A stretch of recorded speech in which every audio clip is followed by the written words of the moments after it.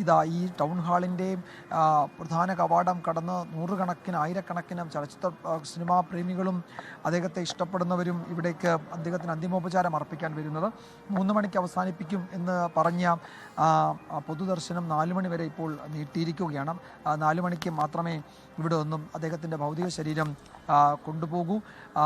ഇവിടെ എത്തുന്ന ഓരോരുത്തർക്കും ശ്രീനിവാസനെ പറ്റി വ്യക്തിപരമായ ഓർമ്മകളൊന്നും ഉണ്ടാകണമെന്നില്ല. പക്ഷേ അതിനൊക്കെ അപ്പുറത്തേക്ക് അദ്ദേഹത്തിൻ്റെ സിനിമകളുമായി ബന്ധപ്പെട്ട് അദ്ദേഹത്തിൻ്റെ കഥാപാത്രങ്ങളുമായി ബന്ധപ്പെട്ട് അദ്ദേഹം എഴുതിയ കഥകളും തിരക്കഥകളും സിനിമാ രൂപത്തിലെത്തിയപ്പോൾ അതൊക്കെ പറഞ്ഞത് ഇവിടുത്തെ ഓരോ മലയാളിയുടെയും ഓരോ ചലച്ചിത്ര പ്രവർത്തകൻ്റെയും അല്ലെങ്കിൽ ഓരോ ചലച്ചിത്ര പ്രേമിയുടെയും കഥകൾ തന്നെയായിരുന്നു, ഓരോ മലയാളിയുടെയും കഥകളായിരുന്നു. അക്കാലത്ത് ആ സിനിമകളുടെ കാലപ്പഴക്കം എന്നത് ഒരു തരത്തിൽ പോലും നമുക്ക് ബാധകമല്ലാത്ത തരം സിനിമകൾ. അതാണ് നമ്മളിപ്പോഴും ആ സിനിമകൾ വളരെ ആസ്വാദ്യകരമായി നമ്മൾ ആ സിനിമകൾ കാണുന്നത്. അതുകൊണ്ടാണ് അത് കാലാതീതമാണ്, കാലാതിവർത്തിയാണ്. അതുകൊണ്ടാണ് കാലാതീതമായ സിനിമകൾ, കാലത്തെ കവച്ചു വയ്ക്കുന്ന, കാലത്തെ മറികടന്നു പോയ സിനിമകളാണ് ശ്രീനിവാസൻ എടുത്തത്. 3 പതിറ്റാണ്ടാകുമ്പോഴും സന്ദേശം പോലെ അല്ലെങ്കിൽ അതിനൊക്കെ അപ്പുറത്തേക്ക് വടക്കുനോക്കി യന്ത്രം അല്ലെങ്കിൽ ചിന്താവിഷ്ടയായ ശ്യാമളയൊക്കെ മുന്നോട്ട് വയ്ക്കുന്ന സാമൂഹ്യ കാഴ്ചപ്പാടൊക്കെ അത് എത്രയോ കാലം മുമ്പ് ശ്രീനിവാസൻ ചെയ്ത സിനിമകളാണെങ്കിലും അതിന് പുതുമ നഷ്ടപ്പെടാത്തത് അതിപ്പോഴത്തെയും കഥകൾ തന്നെയാണ്, ഇപ്പോഴത്തെയും അനുഭവങ്ങൾ തന്നെയാണ് മലയാളിയോട് പറയുന്നത്. അതുകൊണ്ട് തന്നെയാണ് ആ സിനിമകൾക്ക് ഒരു പുതുമ എപ്പോൾ കാണുമ്പോഴും ഉണ്ടാകുന്നത്. അതിലെ ഡയലോഗുകൾക്ക്, അതിലെ നർമ്മ മുഹൂർത്തങ്ങൾക്ക് എക്കാലത്തും സ്വീകാര്യത ഉണ്ടാകുന്നത്. അത് കാലത്തെ അതിലംഘിച്ച, കാലത്തെ മറികടന്ന കാലാതീത ചിത്രങ്ങൾ തന്നെയാണ്.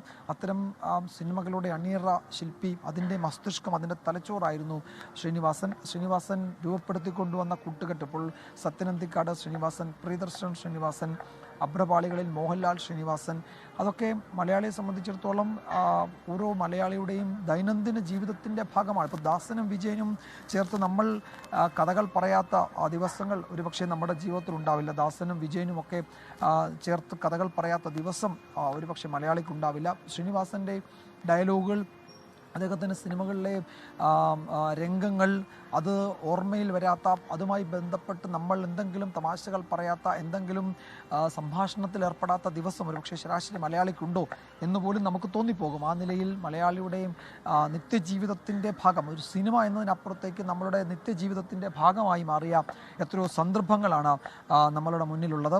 ഇവിടെ നമുക്ക് ദൃശ്യങ്ങളിൽ കാണാം, നിരവധി ചലച്ചിത്ര പ്രവർത്തകരും പൊതുപ്രവർത്തകരും ജനപ്രതിനിധികളും രാഷ്ട്രീയക്കാരും ഒക്കെ ശ്രീനിവാസനെ കാണാൻ വരുന്നുണ്ട്. ഇപ്പോൾ ശ്രീനിവാസൻ ഈ കൊച്ചി നഗരത്തിൻ്റെ സാംസ്കാരിക, രാഷ്ട്രീയ, സാമൂഹിക ജീവിതത്തിൻ്റെ ഭാഗമായിട്ട് കുറേ പതിറ്റാണ്ടുകളായി തുടർച്ചയായി അദ്ദേഹം സാംസ്കാരിക പരിപാടികളിൽ പങ്കെടുക്കുമായിരുന്നു.